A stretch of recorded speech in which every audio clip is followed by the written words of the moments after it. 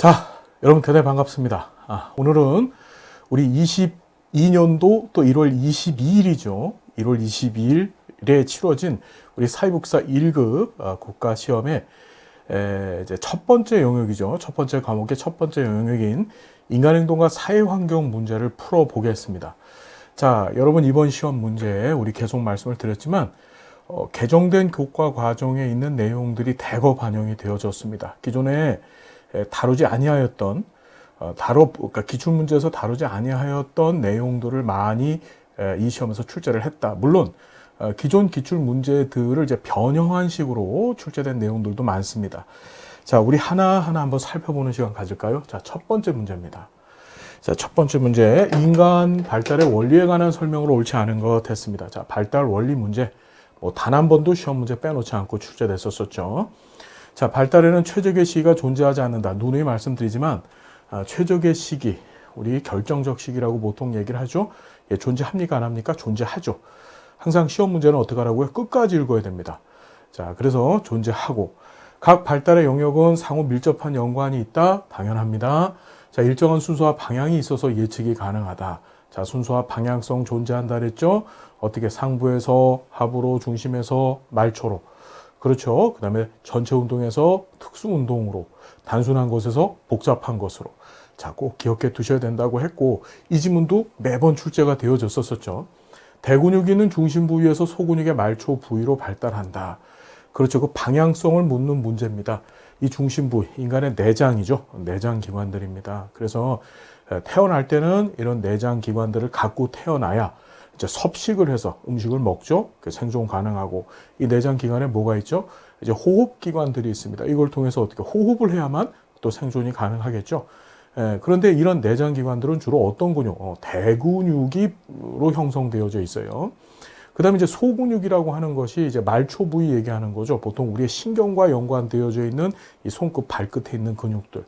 자, 기존의 시험 문제가 항상 중심에서 말초 부위로만 출제됐었는데 이번 시험은 어떻다? 이 대근육 자 붙이고 소근육 자를 붙여서 조금 더 헷갈렸으면 좋겠다 하고 출제를 했더라. 자, 재밌는 경향이죠. 자, 다섯 번째, 연속적 과정이지만 발달의 속도는 일정하지 않다. 이것도 계속 공부했습니다. 발달은 연속적 과정이다. 하지만 그 속도는 발달이 잘 이루어지는 시기, 급하게 이루어지는 시기가 있었었죠. 그것이 영아기였었습니다. 영아기는 어떻다? 제1급등 성장기라고 했고, 그 다음에 청소년기가 또 발달이 급격하게 이루어지는 시기, 그때를 제2급등 성장기라고 했었다. 그렇죠, 여러분? 자, 쉽게 풀 수 있는 문제, 이 문제는 누구든지 풀어주셔야 됩니다. 매번 나왔던 문제, 답은 당연히 1번이 되겠죠. 자, 넘어가 보겠습니다. 2번이에요. 인간 발달 및 그 유사 개념에 관한 것. 자, 오랜만에 출제가 되어졌습니다. 18회 때인가요? 예, 그때 한번 출제되어지고, 또 20회 시험. 오랜만은 아니네요, 그러니까. 자, 얘도 항상 시험에 출제되어지는 영역들이죠. 바로 뭐예요? 성장, 그 다음에 성숙, 학습. 세 가지. 자, 보면 성장은 시간의 경과에 따라 나타나는 양적 변화다. 그렇죠. 어떻게? 인간의 신체적인 변화. 조금 더 확대해서 보면 인지적인 변화가 이 성장에 포함된다고 공부했었습니다.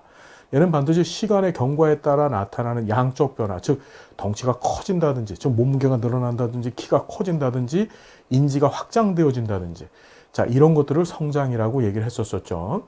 자, 두 번째가 성숙인데 환경과의 상호작용에 의한 사회적 발달이다 이랬습니다. 자, 성숙은 환경자가 나오면 안 되죠. 얘는 유전입니다. 전적으로 유전적인 요인에 의한 발달, 인간이 태어날 때부터 갖고 나온 그 DNA나 RNA와 같은 그 유전 정보에 근거해서 어떤 일정 시기가 되어지면 그 유전 인자가 발현해서 우리의 발달을 이끌고 가는 거예요. 대표적인 게 청소년기 때 발생하는 이제 사춘기라고 하죠. 제2차 성징의 시기. 그것도 발달인데 그건 우리 유전 인자가 그렇게 만드는 거죠. 또 여성의 폐경기, 그런 것들을 전부 우리 성숙이라고 하더라. 자, 환경자가 등장하면 아니고, 환경자가 등장하면 미리 얘기하지만 학습이죠, 학습. 그렇죠. 학습자가 등장하는 것이 맞더라. 이해되셨나요, 여러분? 그래서 환경과의 상호작용에 의한 사회적 발달은 이건 학습으로 보는 것이 맞다. 2번 틀렸네요. 학습은 경험이나 훈련의 결과로 나타나는 행동의 변화다. 맞습니다. 이 경험이나 훈련은 어디서 제공이 되어져요? 환경, 즉 개인의 바깥에서 제공이 되어지는 요소들이죠. 자, 인간 발달은 유전과 환경의 상호작용 결과다. 항상 시험에 나올 때는 유전과 환경 둘 다 중요하다. 이렇게 출제가 되어집니다. 기억해 두시고요. 인간 발달은 상승적 변화와 하강적 변화를 모두 포함한다.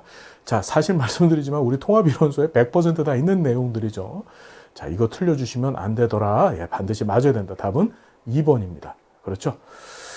자, 보시고요. 3번 봅니다. 자, 예문을 하나 만들어 줬습니다. 출제위원이. 근데 가만 보면 이건 인간 발달의 원리에 관한 얘기인데, 자, 원리를 묻는 문제인데 한번 봅시다. 동갑 친구들 A에서 C의 대화에서 알 수 있는 인간 발달의 원리는, 자, 예문을 만들기 위해서 굉장히 노력을 한 거예요, 지금. 자, 보면 나는 50세가 되니 확실히 노화가 느껴져. 얼마 전부터 노안이 와서 작은 글씨를 읽기 힘들어. 자, 50세가 됐더니 이제 확실히 노화가 느껴진답니다. 우리 선생님들도 그런 분들이 계시죠? 예. 저는 아직 모르겠습니다. 아직 이런 노화를 느끼지는 못하고 있고요. 자, 넘어가겠습니다. 나는 노화는 아직 안 왔는데 흰머리가 너무 많아지네. A는 흰머리가 거의 없구나. 그렇죠. 그러니까 이 나라고 하는 거 지금 50세 동갑 친구들이잖아요. 그죠? 각각 같은 연령대에 있는 사람들이에요. 근데 나는 노안도 왔고 흰머리도 많아. 게다가 기억력도 예전 같지 않아. 자, 여러분들은 A, B, C 중에 어디에 해당되세요? 나 한번 손 들어 보십시오. A, B, C. 자, 뭐죠? 같은 연령대임에도 불구하고 뭐가 있나요? 발달에 있어서 이 개인차가 존재를 하잖아요.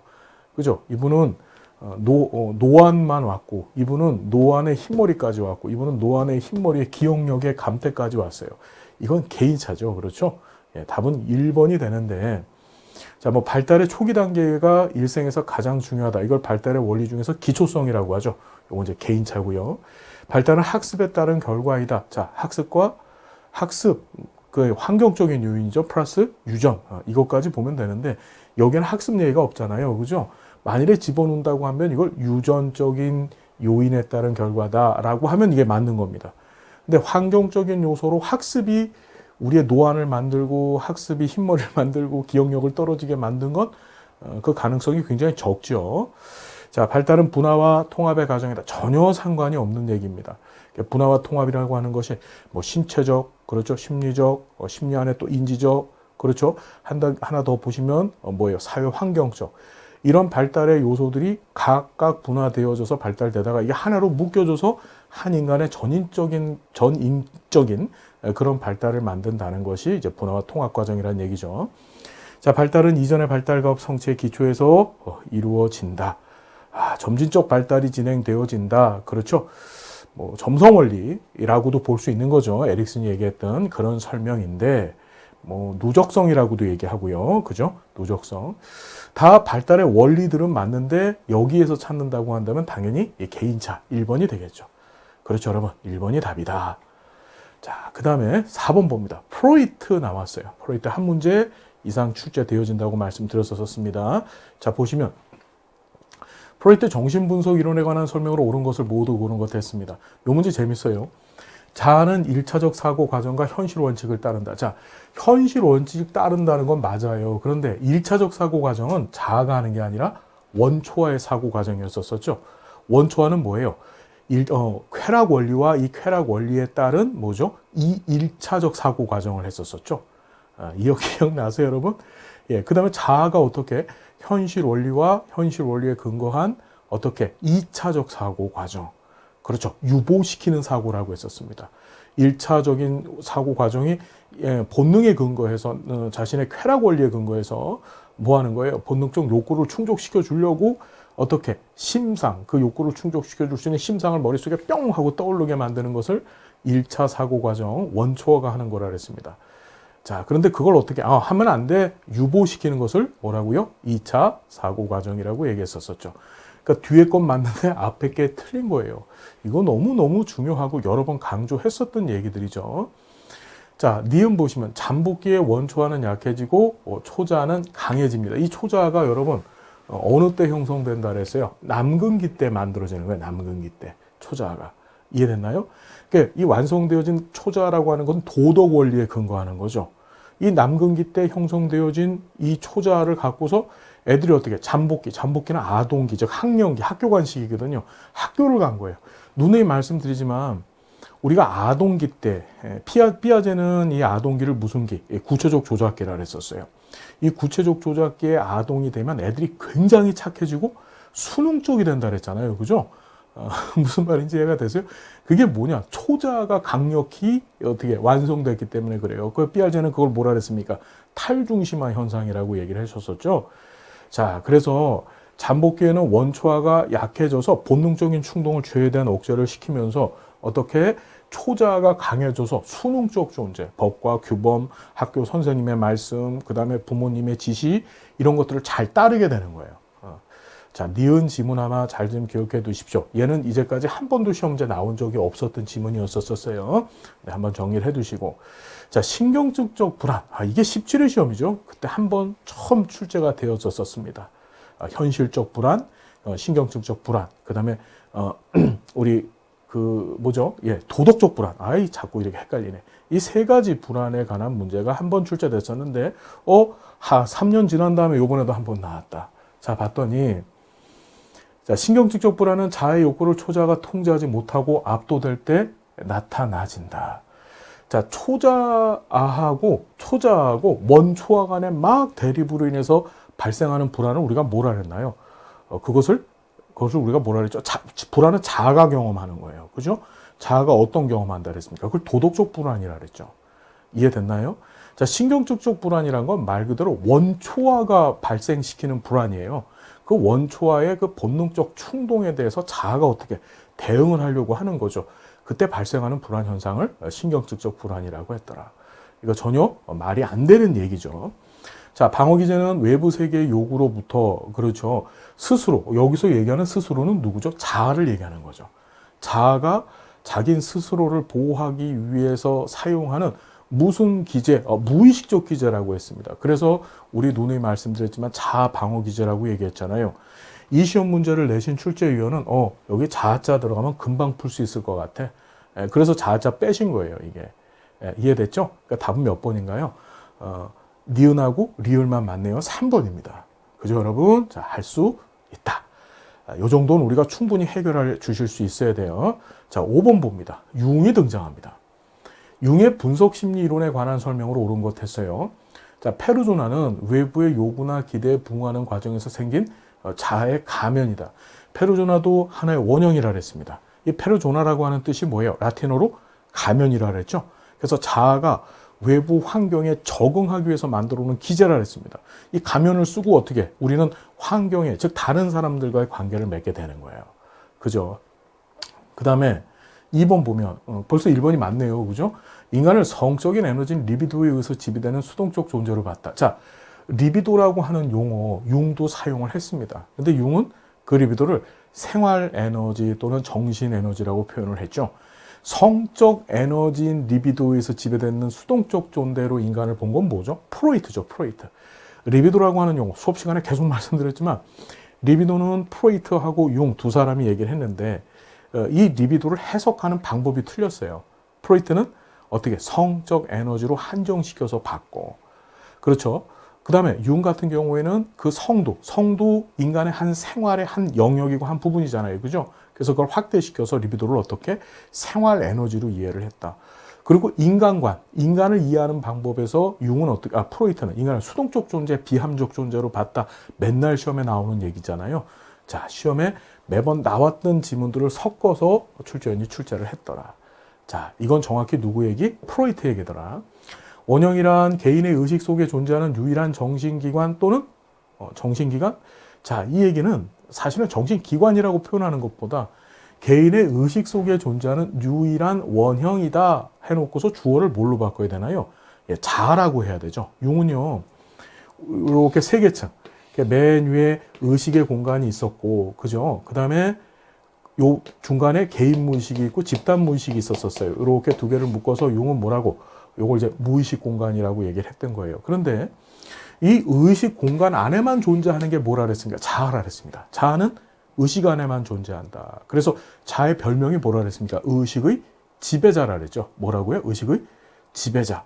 그리고 나중에 중년이 되어졌었을 때 이 가장 밑에 있는 이 집단 무의식, 그렇죠. 가장 밑에 있는 이 집단 무의식 내에 자기라고 하는 원형이 어떻게 쭉 끌어올라가면서 다양한 원형들, 뭐 컴플렉스나 그렇죠.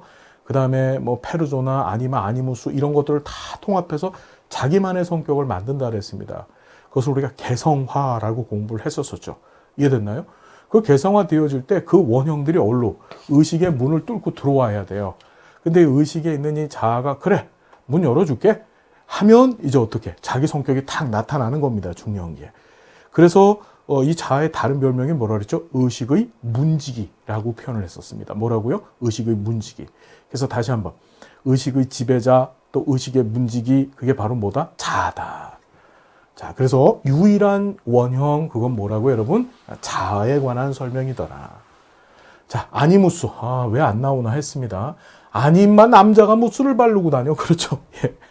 예, 그렇죠. 아니죠. 아니, 여자가 무스를 바르고 다녀. 여자는 젤 바르고 다녀야 되는 거예요. 그래서 여성 안에 억압시킨 남성성이 맞죠. 남성이 억압시킨 여성성은 뭐예요? 아니마죠. 아니마. 아니마. 남자가 치마를 입고 다녀. 그렇게 기억하라고 했습니다. 자, 기억해 주셔야 되고, 이거는 뭐 1회 시험 때서부터 시작해서 아니마 아니무스는 안 나온 적이 없었던 그런 내용들입니다. 반드시 기억해 두십시오. 자, 자아의 기능에서 감각과 직관은 이성을 필요로 하는 합리적 기능이다. 자, 이게 이성적이냐 비이성적이냐에 따라서 자아의 기능, 자아의 보통 4가지 요소라고도 얘기하죠. 어떻게 기억하시라 그랬죠? 우리가 사감, 깜찍 그렇게 기억하라 그랬습니다. 우리 기숙사에 있는 사감 선생님은 어떻게? 깜찍하다. 그래서 사감, 깜찍하다. 이렇게 기억하라 그랬죠? 사고, 감정, 감각, 직관. 그렇죠?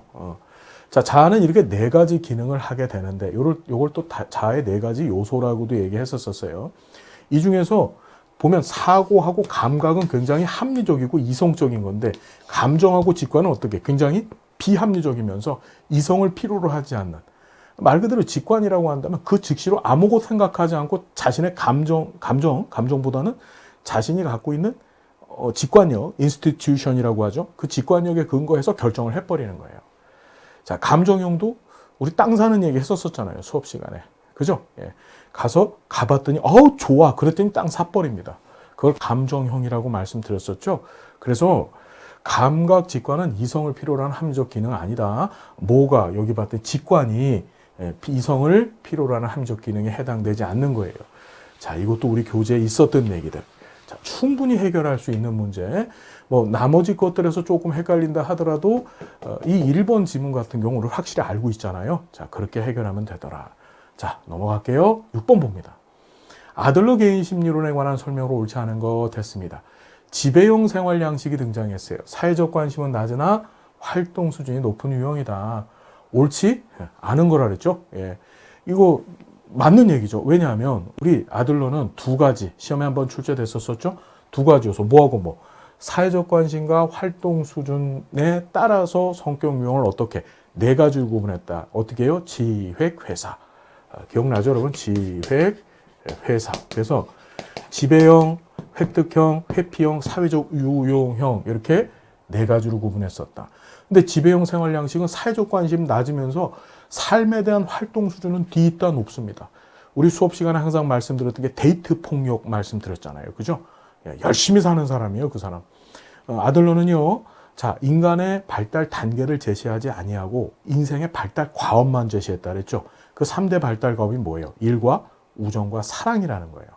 그 데이트 폭력 하시는 분들은 뭐냐면 사랑이라고 하는 인생 과업에 어떻게 활동 수준이 상당히 높아서 열심히 하는 분들이야.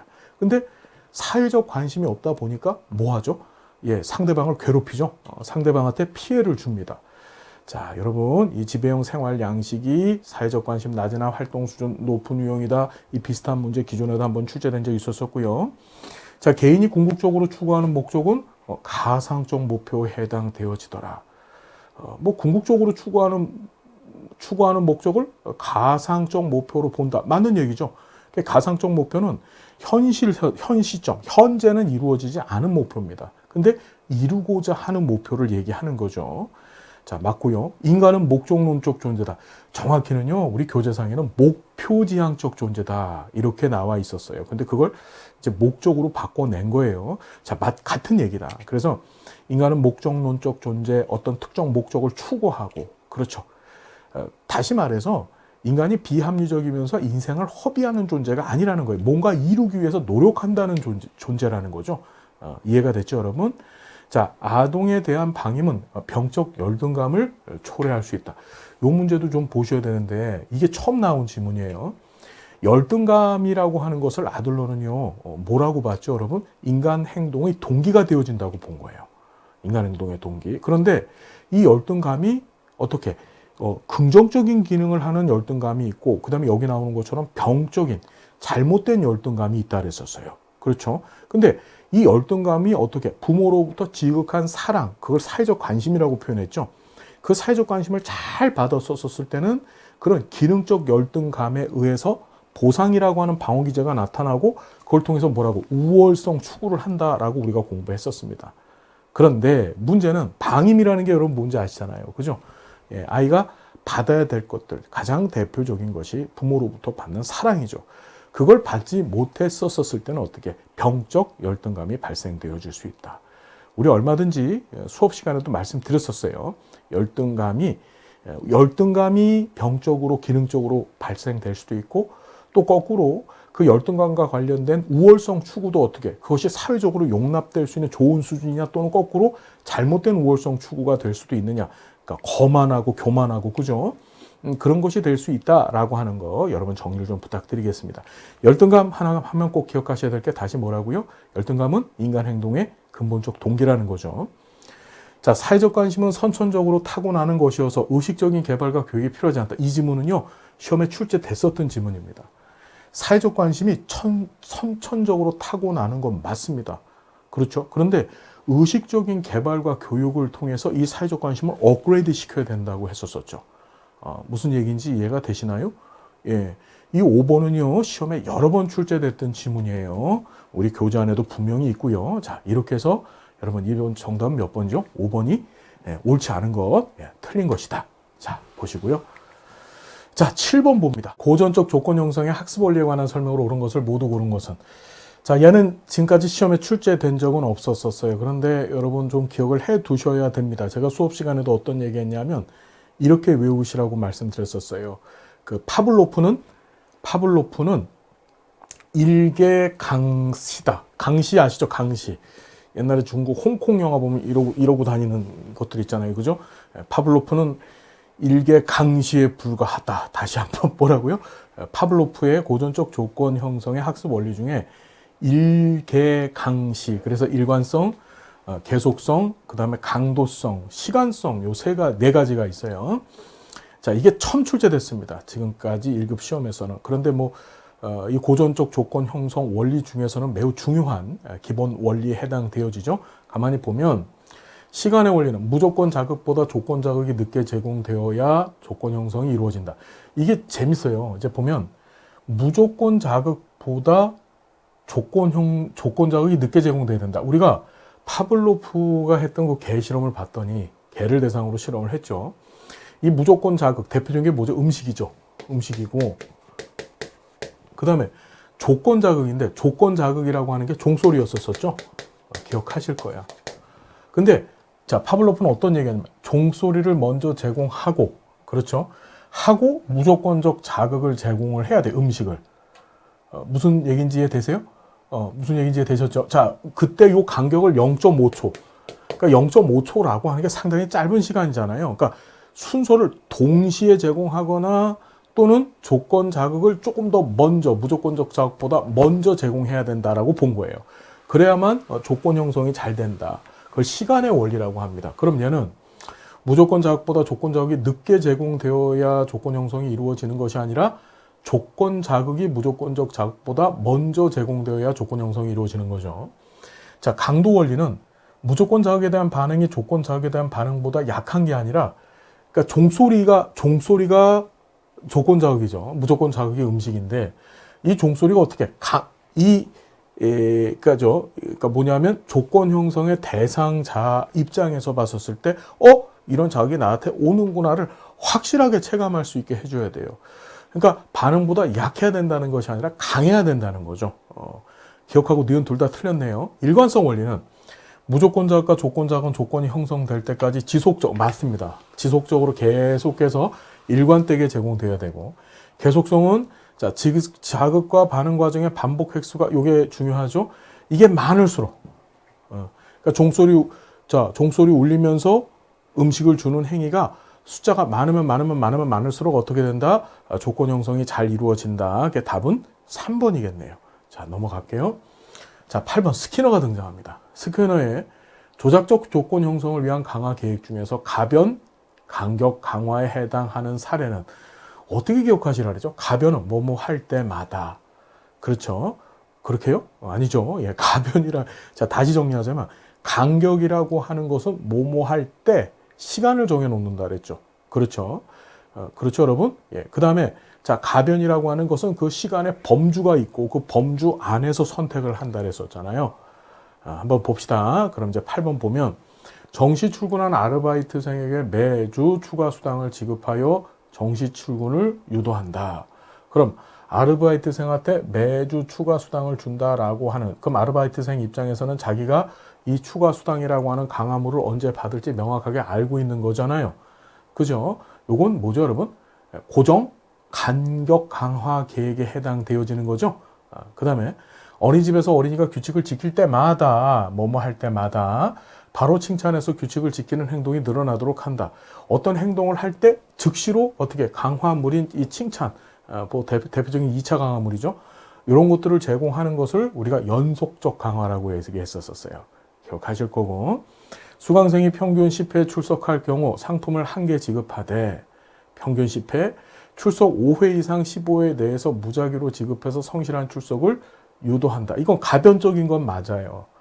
그렇죠? 그렇죠. 그런데 뭐뭐 할 때에 해당되어지잖아요. 그러니까 간격 강화라고 볼 수는 없다. 간격이 등장하면 시간 예의가 등장을 해야 되거든요. 자, 4번. 영업사원이 판매 목표를 10% 초과 달성할 때마다, 그렇죠. 얘도 뭐죠? 예, 간격이죠. 가변 간격이 아니라 비율이죠. 죄송합니다. 이것도 비율이죠. 간격이 아니라 비율입니다. 뭐뭐 할 때마다 라는 표현이 등장하면 비율이다. 근데 얘는 연속적 강화죠. 바로 즉시로 할 때마다 강화물을 줬기 때문에 어떤 범주 안에서 준 게 아니고, 자, 영업사원이 판매 목표를 10% 초과 달성할 때마다 초과 달성분의 3%를 성과급으로 지급하여 의욕을 고취한다. 얘도 엄격히 보면 연속적 강화에 포함될 수 있겠죠. 왜? 영업사원이 판매 목표를 10% 초과 달성할 때마다 바로바로 3%를 줬잖아요. 이해가 됐죠? 지금 2번이나 그 다음에 4번이 같은 얘기로 보여지죠. 그렇죠?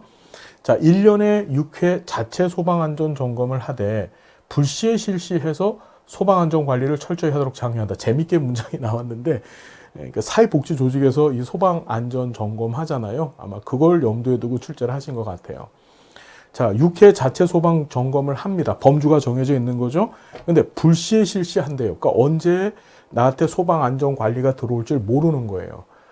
이해됐죠? 예, 그러니까 정답은 뭐죠, 여러분? 8번의 가변 간격은 5번이다.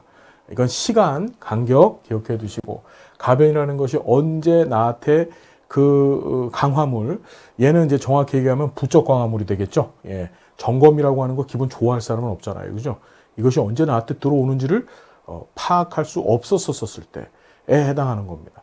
자, 여러 가지 지문들을 쫙 전개를 해놓고, 이 지문들이 전부 예시문입니다. 예시문을 갖고 이렇게 해석을 해놨다. 답은 5번이 되겠죠. 자, 로저스 이론에 관한 설명으로 옳은 것을 모두 고른 것 했습니다. 인간의 주관적. 자, 그래서 인간은 주관적 존재로 봤죠. 자, 그 다음에 공감 맞는데 지시적 상담이 아니다. 우리 로저스에서 제일 중요한 용어가 뭐라 했나요? 비지시적 상담이라 그랬죠. 로저스는 이 비지시적 상담을 최초로 어떻게 만든 사람이에요. 시험 문제에 로저스가 나올 때는 비지시적이라고 하는 용어가 빠지지 않죠. 예, 꼭 기억해 두셔야 돼요. 인간을 통합적 존재로 봤고요. 욕구 발달 단계를 제시했던 사람은 로저스와 같은 인본주의자 중에 누구에 해당되나요? 이거는 매슬로우에 관한 얘기죠. 그 답은 기억하고 디귿만 맞네요. 자, 보시고. 매슬로우 이론에 관한 설명으로 옳은 것 했습니다. 자, 대부분의 사람들이 자아실현의 욕구를 달성한다. 우리 교재 안에 있죠? 이 자아실현의 욕구를 달성하는 사람은 극소수에 불과하다. 메슬로우 책을 보면은 뭐 예수님, 그 다음에 소크라테스님, 그렇죠? 이런 사람들이 이제 자아실현을 했다라고 보는 거예요. 일반 사람들, 이 자아실현의 욕구 달성하는 것이 어렵다고 했었습니다. 자, 자존감의 욕구는 소속과 사랑의 욕구보다 상위 단계 욕구다. 그렇죠? 맨 밑에 어떻게 생존과 관련되어진 생리적 욕구, 두 번째가 안전에 관한 욕구, 세 번째 욕구가 이제 여기 등장하는 이제 소속, 사랑받고 싶어하는 욕구죠. 그렇죠? 그 다음에 그 위에가 이제 자존감, 자기 존중에 관한 욕구가 있었고, 맨 위에가 자기 실현 또는 자아 실현의 욕구가 있었었다. 자, 이런 거 틀리면 안 되겠죠?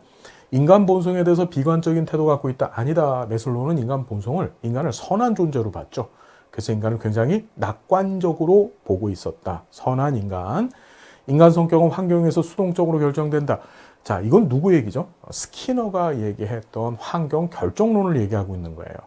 이런 거 틀리면 안 되고, 무조건적인 긍정적 관심 강조했다. 자, 이거 누구 얘기입니까? 무조건적인 긍정적 관심 그리고 수용이라고 하는 용어 강조했던 사람은 로저스잖아요.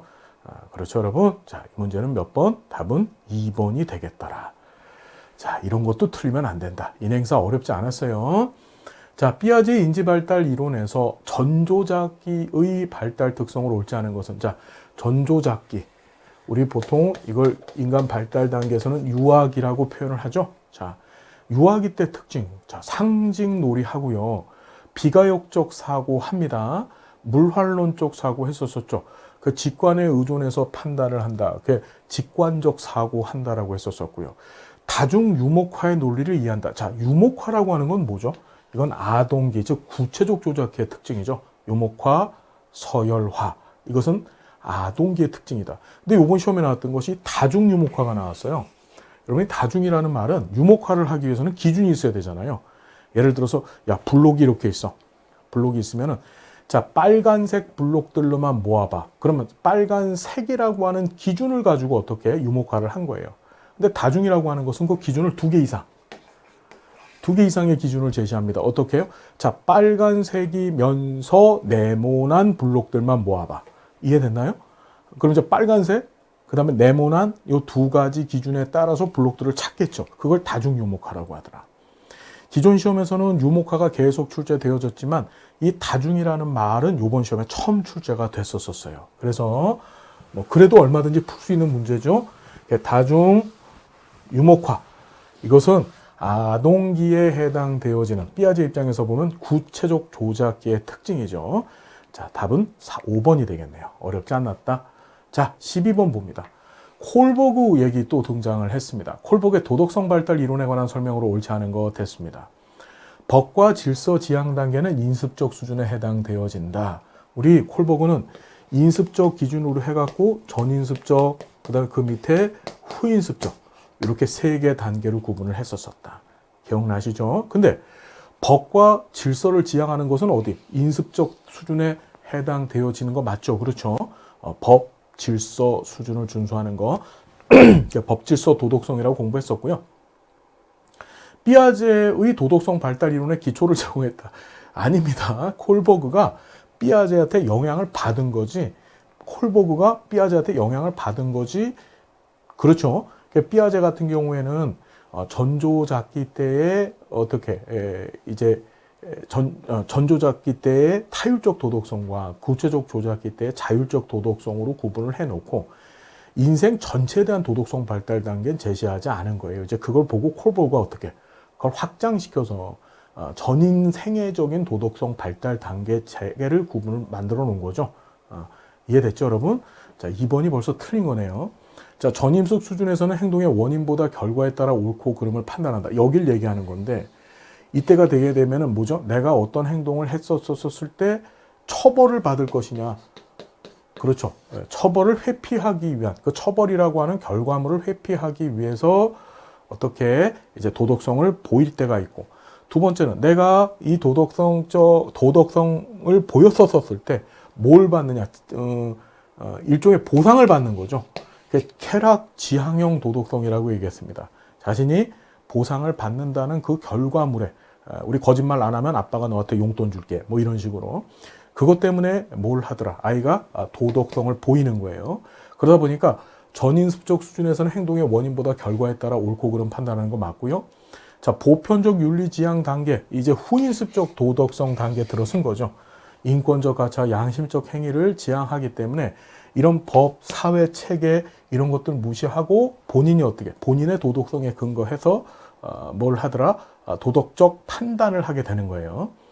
자, 도덕적 딜레마가 포함된 이야기를 아동, 청소년 등에게 들려주고 이야기 속 주인공의 행동에 대한 도덕적 판단과 그 근거를 질문한 후 응답에 따라 도덕성 발달 단계 파악했다. 이걸 뭐라 하인츠의 딜레마라고 하죠. 우리 교재 안에 있습니다. 여러분들 한번 꼭 읽어보고 해보시라고 했습니다. 내가 어느 정도 도덕성 발달 단계에 있는지. 하인츠의 딜레마를 들려주고 그걸 가지고 어떻게 아이들의 그 도덕적 판단과 그 근거를 질문했다 그랬습니다. 문제가 있었어요. 문제는 뭐냐면 도덕적인 판단, 생각에만 초점을 뒀지 실제로 얘가 그 판단에 근거해서 도덕적 행위를 하느냐. 도덕적 판단, 생각과 그 다음에 도덕적인 행위는 틀리죠. 그것을 무시한 측면이 있었다. 마음속에서는 도덕적이지만 그렇죠. 실제로 보여지는 행위 자체는 비도덕적일 수도 있잖아요. 그것까지 어떻게 콜버가 염두하지는 못했다는 것도 이번에 좀 정리해 두십시오. 자, 12번의 답은 여러분 2번이 되겠죠? 자, 충분히 할 수 있는 문제. 자, 넘어가겠습니다. 할 수 있다. 이 정도는 할 수 있어요. 우리 수업 시간에 열심히 했던 내용들이다. 자, 13번. 사회체계론의 주요 개념에 관한 설명으로 옳지 않은 것 했습니다. 네겐트로피는 폐쇄 체계가 지속되면 나타나는 현상이다. 여러분, 이건 엔트로피죠. 네겐트로피는 개방 체계에서 나타나는 현상이라고 우리가 계속 얘기했었어요. 자, 항상성은 비교적 안정적이며 지속적인 균형 상태. 그렇죠. 체계 경향을 말한다. 항상성이라는 것은 항상성의 범주가 있었었죠. 이 범주 내에서 변화가 일어나는 다분히 개방 체계적인 속성을 갖고 있는 체계에서 어떻게 발생하는 현상이었었다. 기억하실 거고요. 시너지는 체계 내부 간 혹은 외부와의 상호작용이 증가해서 체계 내에서 유용한 에너지가 증가하는 현상 맞고요. 경계란 체계와 환경 혹은 체계와 체계를 구분하는 일종의 테두리, 보이지 아니하는 선, 균형은 외부 체계로부터의 투입이 없어 체계 구조가 거의 없이 고정된 평형 상태를 의미한다. 그렇죠? 균형은 외부 체계로부터의 투입이 없어요. 그러다 보니까 얘는 폐쇄 체계 속성이었었다. 항상성, 시너지, 네겐트로피 이런 것들은 전부 개방 체계 속성이었었죠. 자, 같이 정리 부탁드리겠습니다. 자, 답은 당연히 1번. 이런 거 틀리시면 안 돼요. 전체를 모르더라도 이건 우리 확실히 알고 있는 내용이잖아요. 그걸 갖고 푸시면 된다. 자, 생태체계 이론에 관한 설명으로 옳지 않은 것 했습니다. 인간은 목적 지향적 존재다. 그렇죠? 의미 없이 사는 것이 아니다. 자, 적합성은 개인이 환경과 효과적으로 상호작용을 할 수 있는 능력. 그건 적응에 관한 얘기죠. 적합성은 개인이 환경에 말 그대로 적합해져 있는 거예요. 즉 환경이 제공할 수 있는 자원 체계와 개인이 부합되어져 있는 현 시점 상태를 적합성이라고 얘기하더라. 그래서 적합해지기 위해서 어떻게 개인은 적응의 과정을 거친다 그랬죠. 자, 우리 계속 수업 시간에 말씀드렸지만 생태체계론에서 제일 중요한 용어는 적응과 적합이라 그랬습니다. 그걸 이렇게 변형해서 시험을 낸 겁니다. 자, 생활상의 문제는 전체 생활 공간 내에서 이해되어져야 된다. 여기서 얘기하는 전체 생활 공간이 바로 환경을 얘기하는 거고, 그러다 보니까 이 생태체계 이론에 근거해서 만들어진 우리 사회복지 실천 관점이 바로 뭐예요? 환경 속의 인간관이죠. 그렇죠. 사회복지사는 클라이언트도 보고 동시에 클라이언트가 속해 있는 환경도 같이 봐야 된다는 얘기예요. 스트레스는 개인과 환경 간 상호교류에서 불균형이 야기되어지는 현상. 그렇죠. 말 그대로 부적합한 상황 내에서 발생하는 자원의 부족 현상? 요 정도로 얘기할 수 있는 거죠. 우리 교재에 나와 있는 지문 그대로 출제가 됐었어요. 자, 여러분 꼭 좀 기억해 두시고. 그래, 답은 2번이죠. 적합, 적응 구분해 주세요. 자, 15번. 브롬펜 브레너의 미시체계에 관한 설명을 옳은 것은 했습니다. 자, 브롬펜 브레너 시험 문제 지금 계속 나오고 있어요. 그죠? 18회부터인가요? 그때부터 한 번도 쉬지 않고 출제가 되어지고 있는데 앞으로도 계속 나올 겁니다. 자, 봤더니 미시체계라는 것은 한 개인이 있으면 이 개인과 직접적인 상호작용을 하는 체계가 미시체계라고 했잖아요. 엄마, 아빠, 아동한테 있어서 엄마, 아빠. 그렇죠? 예. 나하고 직접적인 상호작용하는 것은 전부 미시체계다. 봤더니 개인의 생활에 직접적으로 개입하지 않는다. 아니다. 개인의 생활에 직접적으로 개입 또는 영향 또는 상호작용한다. 이렇게 봐야 되는 거죠. 자, 그 다음에 조직 수준에서 영향을 미칠 수 있는 체계다. 조직 수준? 아니다. 조직 수준, 내가 어느 조직에 속해 있다? 그럼 조직 구성원들은 나한테 있어서 미시체계가 될 수 있는데 조직 자체가 나한테 미시체계가 될 수는 없겠죠. 개인의 성장 시기에 따라 달라지며 상호 호혜성에 기반을 둔다. 맞죠? 개인의 성장 시기에 따라서 틀려져요. 미시체계가. 왜? 내가 아기였었을 때는 우리 엄마 아빠가 나의 가장 중요한 미시체계고 내가 학교에 가게 되면은 선생님이나 또는 뭐죠? 나의 그부들이 나의 가장 중요한 미시체계가 되겠죠. 조금 더 확장되어지면 여러분 나중에 내가 뭐가 되죠? 그러니까 뭐가 된다고 얘기할까? 직장이 결혼을 해갖고서 내 가족을 만든 거예요. 그때는 이제 내 남편 또는 내 아내가 가장 가까운 미시체계가 되겠죠.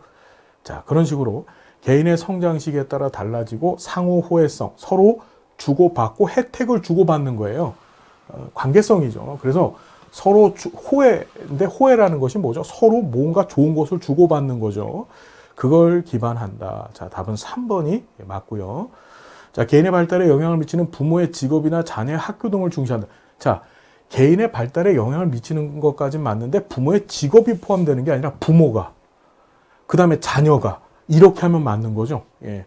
부모의 직업, 학교가 미시체계라고 볼 수는 없고 부모의 직업, 부모 자체나 또는 자녀가 뭐가 되는 거야? 미시체계라고 보면 되죠. 어떤 얘기인지 이해되죠. 보통 이 부모의 직업이나 자녀의 학교 같은 것들은 외체계로 구분을 하잖아요. 자, 그 정도 보시고 개인이 사회 관습과 유행을 통해서 자신의 가치관을 표현한다. 자, 전혀 상관없는 얘기입니다. 답은 3번이죠. 자, 넘어가고요. 자, 브롬펜브레너의 거시체계 수준에서 학교폭력 피해 청소년에게 개입한 사례는 이번 시험에 브롬펜브레너가 두 문제나 나왔어요. 거시체계 등장했습니다. 거시체계라는 게 국가, 문화, 법, 질서, 제도 이런 것들을 통틀어서 거시체계라고 얘기했었죠. 자, 피해 청소년 개별 상담을 실시한다. 피해 청소년과 개별 상담을 실시하는 것은 청소년 입장에서 봤었을 때 그 상담가는 미시체계가 되겠죠. 직접적인 상호작용하니까. 그렇죠.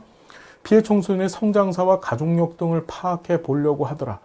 얘가 어떤 시기에 살아서 어떤 모습으로 지금까지 살아왔는지 그건 시간 체계로 보는 게 맞겠죠. 피해 청소년 부모의 근무 환경, 소득 등을 살펴본다. 이 부모의 근무 환경이나 소득에 부모 자체 되게 중요한 게 부모를 연구하는 거잖아요. 부모를 살펴보는 것은 이건 억지로 찾는다고 한다면 미시체계나 조금 더 확대돼서 본다고 한다면 외체계쯤으로 볼 수가 있겠죠. 피해 청소년이 다시 피해를 입지 않도록 학교 폭력에 대한 처벌을 강화하는, 자, 법 만든답니다. 이게 거시체계 개입 맞겠죠. 그죠? 무슨 얘기인지 이해되세요? 거시체계. 법, 제도, 문화, 국가 이런 말이 들어가면 거시체계더라.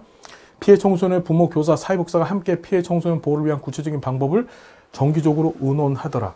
이 부모나 교사나 사회복사는 전부 다 뭐예요? 청소년 입장에서 보면 이 부모가 교사하고 서로 상호작용 하잖아요. 사회복사도 교사랑 상호작용 다 합니다. 그렇죠. 이들의 연결망, 이걸 보통 중간체계라고 얘기하죠. 이 중간체계가 얘네들이, 그러니까 아이 입장에서 보면 중간체계가 되는 거예요. 서로 상호작용하는 제3의 대상들이 나한테 영향을 줬었을 때. 이해됐죠? 자, 이렇게 구분을 좀 해 두시면 좋겠더라. 그래서 답은 몇 번이다? 4번이다. 법 만든다. 자, 문화 시험 문제가 나왔습니다. 사실 요번에 문화가 먼저 시험에 안 나왔었어요. 그 요번에 나올까 했었는데 또 나왔습니다. 자, 봤더니 문화에 관한 설명을 옳지 않은 것 했습니다. 매번 나오는 얘기죠. 사회체계로서 중간체계에 해당된다. 아니다. 문화는 무슨 체계다? 거시체계다. 문화는 무슨 체계? 거시체계. 이건 시험에 한 10번 나왔죠. 예, 10번은 뻥이고, 예, 한 5, 6번은 나왔습니다. 자, 사회 구성원들 간에 공유가 되어지고 문화 변형. 자, 우리가 베리가 얘기했죠. 이름이 뭐라고요? 베리. 둘 이상의 문화가 지속적으로 접촉해서 한쪽이나 양쪽의 변화가 일어나는 현상. 문화는 세대 간에 전승되고 축적되고 사회화에 대한 지침을 제공하더라. 자, 맞는 얘기요. 1번입니다. 자, 태내기. 자, 이제부터 인간 발달 단계에 관한 얘기들 등장하는데 태내기의 유전적 요인으로 인해서 발생할 수 있는 장애에 관한 설명을 옳은 것 했습니다.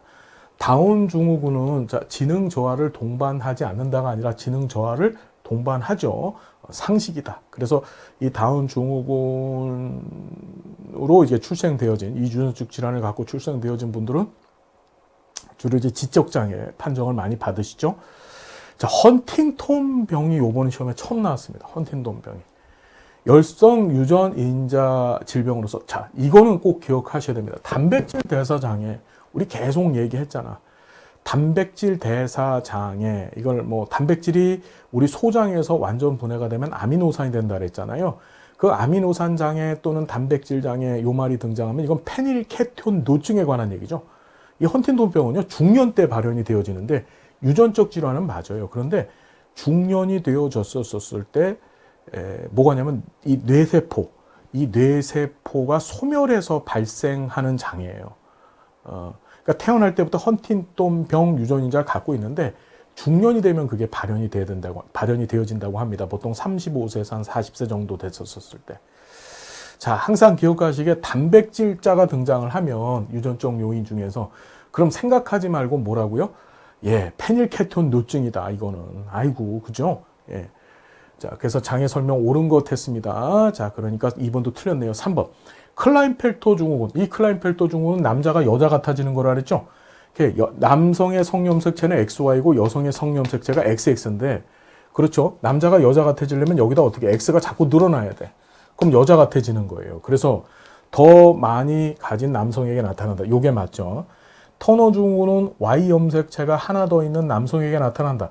자, 터너 증후군은 여자가 남자 같아지는 거라고 말씀드렸죠. 여자는 XX인데 얘가 남자 같아지려면 어떻게 돼? 여기 하나 없어지면 돼요. X만 남으면 돼. 그래서 X 염색체가 하나밖에 없는 누구한테만?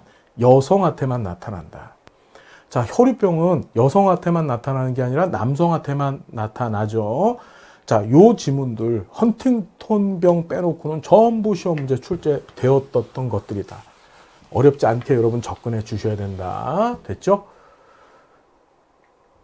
자, 그 다음에 그 3번이죠. 예. 19번. 유아기에 관한 설명으로 옳지 않은 것 했습니다. 3에서 6세 유아기예요. 영아기보다 성장 속도가 느려진다. 그렇죠. 영아기는 제1 성장 급등기예요. 인간 발달 단계 중에서 가장 성장이 급격하게 이루어지는 시기고요. 성역할 내면화가 이루어진다. 이게 뭐죠? 자신의 성 역할에 있어서의 정체감이 형성되어지는 시기예요. 우리가 항상 얘기를 드렸었습니다. 시험 문제에 유아기하고 청소년기가 아니라 청년기 이 두 시기에 대해서만큼은 이 성 역할 또는 성 정체성 문제가 출제가 되어진다.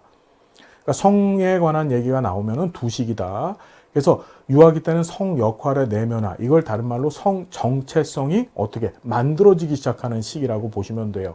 그러다가 청년기가 되어졌을 때는 사회적 성 역할 정체감이 확립된다 그랬죠. 자, 성 역할, 성 정체성 하면은 두 시기, 유아기하고 청년기라고 하는 사실 여러분 정리 똑바로 해주세요. 그 다음에 오로지 자신의 관점에 비춰서 타인의 감정이나 사고를 예측하는 경향이 있다. 맞죠? 그 다음 삐아제의 이걸 뭐라 그래서 자아중심성이라 그랬습니다. 삐아제는 이때를 어떻게 자아중심성 또는 자기중심성이 발현되어진다고 했었죠. 그래서 타인의 감정이나 사고를 예측하는 경향이 지금 뭐라고요? 있다 그랬습니다.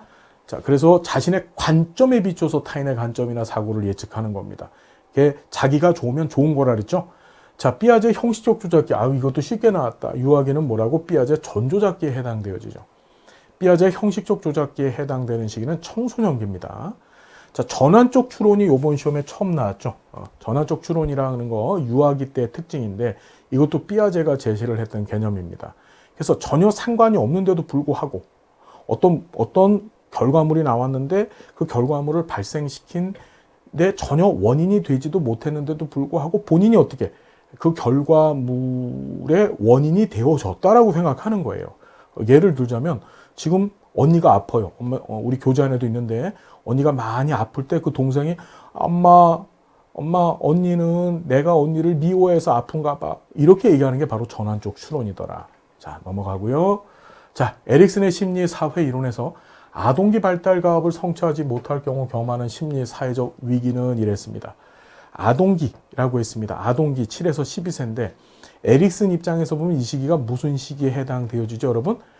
예, 유초, 유학, 그렇죠. 학령기에 해당되어지는 거예요. 학령기 때 심리사회적 위기는 뭐였습니까, 여러분? 근면성 대 열등감이었었죠. 그러니까 심리사회적 위기 열등감이다. 이런 거 틀리시면 안 됩니다. 자, 넘어가시고요. 자, 엘킨드. 요게 이제 바뀐 교과 과정에서 처음 출제됐던 거예요, 이게. 자, 봤더니 엘킨드가 제시한 청소년기 자기중심성에 관한 내용으로 옳지 않은 것은 우리 지금까지 교과 과정에서 다뤄봤던 자기중심성 얘기는요, 전부 다 뭘 했냐면 상상 속 청중 또는 관중이라고도 하죠. 걔랑 그 다음에 상상 속 청중, 그 다음에 이제 개인적 우화라고 하죠. 그 두 가지만 출제가 되어졌었는데 요번 시험에 이제 불멸의 존재가 시험 문제 처음 출제가 된 겁니다. 봤더니 다른 사람이 경험하는 위기가 자신에게는 일어나지 않으리라고 믿는다. 나는 절대 죽지 않는다. 일종의 소영웅주의적 사고라고 얘기했었어요. 이걸 불멸의 존재라고 했었었죠. 우리 교재 안에 있습니다. 제가 장단권 때 다른 교재 안에 이거 있는지 한번 찾아봐 보십시오. 절대 없을 겁니다. 자, 그래서 답은 몇 번이다? 옳지 않은 거죠. 예, 요거 맞고 요걸 불멸의 존재. 상상 속 관중을 의식해서 작은 실수에 대해서도 번민한다. 자신의 감정이나 경험이 매우 특별하다고 생각한다. 이걸 개인적 우화라고 얘기했죠. 자신과 타인에 대해 객관적으로 이해하고 판단한다. 여러분, 자기중심성은 이게 앞에 유아기 때 한번 나타나고 이 청소년기 때 다시 한번 나타나는 거예요. 객관적으로 이해하고 판단하는 것이 아니라 말 그대로 자기중심적으로 판단하고 이해하죠. 이해됐나요? 그러니까 4번 틀린 거네요. 자신이 타인으로부터 직접적인 관심의 대상이 된다고 믿는다. 이게 상상 속의 관중, 청중 같은 얘기죠. 2번, 5번은 같은 얘기더라. 자, 할 수 있겠나요, 여러분? 자, 자기중심성이 언제 나타난다고요? 유아기, 그 다음에 청소년기 2번 나타난다. 자, 4번이고요. 청년기에 관한 설명으로 옳지 않은 것 했습니다. 자기 부양 능력을 갖추어야 하는 시기다. 그래서 자기 부양 능력을 갖추기 위해서 뭘 하죠? 직업을 갖는 거예요. 이해됐죠? 무슨 얘기인지. 이때는 직업을 가져야 되고, 자아정체감 형성이 주요 발달 과제면 이 청년은 굉장히 늦은 청년이죠. 우리 자아정체감 형성하면 무슨 기? 청소년기. 자아정체감이라고 하는 용어가 시험에 나오면 그냥 생각하지 말고 청소년기. 알고 있죠? 자, 부모로부터 심적, 경제적 독립해서 자율성을 성취하고요. 개인적 욕구와 사회적 욕구 사이의 균형을 찾아 직업을 선택한다. 맞고요. 타인과의 관계에서 친밀감을 형성하면서 결혼과 부모됨을 고려하는 시기다. 청년기의 가장 중요한 발달 과업은 직업을 선택하는 것과 배우자를 선택하는 것이라고 우리가 여러 차례 공부했었다. 정리됐죠? 자, 이런 문제 틀리면 안 됩니다. 답은 2번. 중년기에 관한 설명으로 옳은 것 했습니다. 자, 팩은 신체 중시로부터 신체 초월을 중년기의 중요한 발달 과제. 이건 중년기가 아니라 노년기 얘기한 거죠. 그렇죠. 자, 결성적 지능은 감소하고 얘는 맨날 나오잖아. 거꾸로 됐죠. 유동성 지능이 감소하고 결성성 지능은 발음이 잘 안 되네요. 결성성 지능은 어떻다? 예, 이제 증가하죠. 자, 그렇게 정리해 두시면 되고. 융에 따르면 외부 세계에 쏟았던 에너지를 자신의 내부에 초점을 두며 개성화의 과정 경험한다. 중년기 학자 융 생각하시면 되고, 요 지문도 비슷한 유형으로 시험에 여러 번 출제됐던 지문이다. 자, 여성은 에스트로겐 분비가 감소되고 남성은 테스토스테론의 분비가 증가한다. 자, 여성은 에스트로겐 분비 감소되는 거 맞아요. 그런데 남성 역시도 남성 호르몬인 테스토스테론이 어떻게 증가하는 것이 아니라 감소되어지죠. 그렇죠. 답은 4번도 틀린 겁니다. 갱년기는 여성만 경험하는 거 아니죠. 남성의 갱년기가 있었었다. 신체적 변화와 동시에 우울, 무기력 등 심적 증상을 동반한다. 맞죠? 그러니까 여성 많이, 시험에 많이자 등장하면 틀렸다라고 본다고 했었습니다. 됐나요? 23번의 답은 몇 번? 3번만 맞다. 자, 어렵지 않은 문제 24번. 다음 학자와 그의 주요 기법이 옳게 연결된 것 했습니다. 자, 반도라 행동조성. 자, 행동조성은 스키너의 조작적 조건에 이론에서 사용하는 기법이죠. 타임아웃도 마찬가지입니다. 자, 모델링. 모델링이라고 하는 거 반도라의 사회학습 이론에서 사용하는 기법이고요. 삐아제가 가족 조각했나요? 여러분, 가족 조각은 사회복지 실천 기술론 시간에 공부하셨지만 누가 사티의 경험적 가족 치료에서 가족을 사정하는 방법으로 또는 가족을 치료하는 방법으로 가족 조각을 썼었다. 자, 프로이트 자유현상. 이런 문제 틀리면 안 되죠. 프로이트는 자유현상, 꿈의 해석, 전이, 그렇죠. 이런 방법들을 가지고 또 뭐 직면, 이런 기법들을 가지고 어떻게 치료를 했었었죠. 24번의 답은 5번이다. 자, 이런 문제 틀리면 안 된다. 자, 25번. 생애 주기에 따른 주요 발달과의 연결이 옳은 것을 모두 고르면. 영악이, 자, 신뢰감 맞습니다. 왜? 영악이 신뢰감 대 불신감의 시기라고 에릭슨이 얘기했죠. 자, 애착 현상. 영악의 가장 중요한 발달과업 애착이라는 거 우리 열심히 공부했었었고요. 청소년기는, 자, 생산성. 여러분, 생산성 대 침체는 뭐죠? 중년기 때의 과업이죠. 자, 서열화가 언제? 이게 구체적 조작기, 즉 아동기 때의 과업이더라. 그러니까 니은은 아예 틀린 거예요. 자, 노년기는 자아통합. 자, 에릭슨은 이때를 자아통합 때 절망의 시기라고 얘기를 했고, 자, 죽음을 수용, 받아들여야 된다라고 얘기했습니다. 이게 기억하고 디귿만 맞죠. 자, 그 답은 4번이다. 자, 인간행동과 사회환경 문제 지금 굉장히 장시간에 걸쳐서 풀어봤는데, 우리가 보통 시험을 보시고 나면 이제 그 출제 오류들을 많이 지적을 하잖아요. 요번 인간행동과 사회환경은 오류가 전혀 없습니다. 자, 조금만 우리 학습 과정, 우리 커리큘럼대로만 잘 공부해 주셨으면 충분히 좋은 점수를 받을 수 있는 그런 수준의 문제가 출제되어졌었다.